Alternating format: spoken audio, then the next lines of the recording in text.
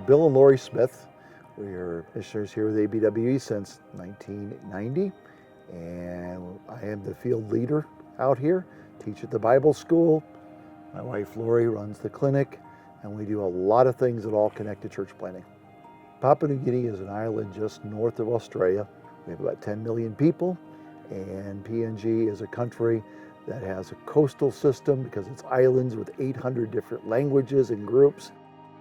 Papua New Guinea spiritual state would be basically this. They've had a form of Christianity, but they don't have the power of it. Yep, they have some knowledge of Christ, yet there's works, there's all kinds of things added to it. Their Christianity is not genuine. And that is the hardest thing. Sometimes you have to get them lost in order to get them saved. The main purpose, like Goroka Baptist Bible College, is training tomorrow's Christian leaders today. We are developing the next generation of people. On the campus, we have the clinic. That is our biggest evangelistic outreach by far. We have the theological education for training pastors. We have the program for training teachers. We have the Christian Academy for training young people. We teach them skills in the mechanic shop. We teach them carpentry skills. They learn computer skills. And so we have a lot of classes we call STEM classes, because we want to train them in a variety of different areas. Our desire is where we're not just training them to be pastors or teachers, but many other things as well. Because we believe that they need to be students who will effectively reach all sectors of society here with the gospel.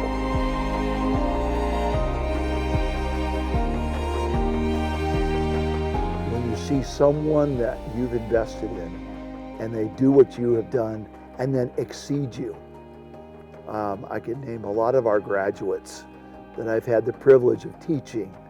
I think of one that we have, and I remember him being in my class and learning how to preach.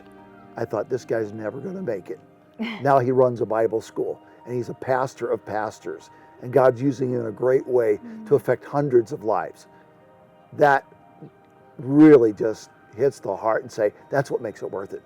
And that's always reminded me, don't give up on people. God doesn't, so why should we? And I think in ministry over and over again, having the privilege of being here for 32 years, we've seen fruit that we never thought we'd ever see.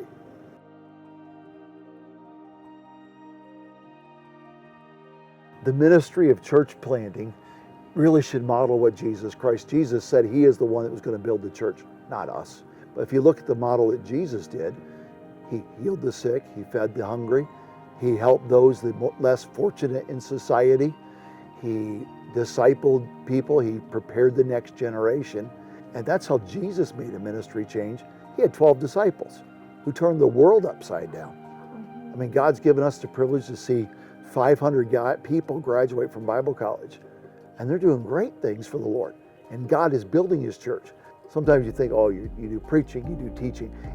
Those are part of it, but it's living your Christianity day after day after day.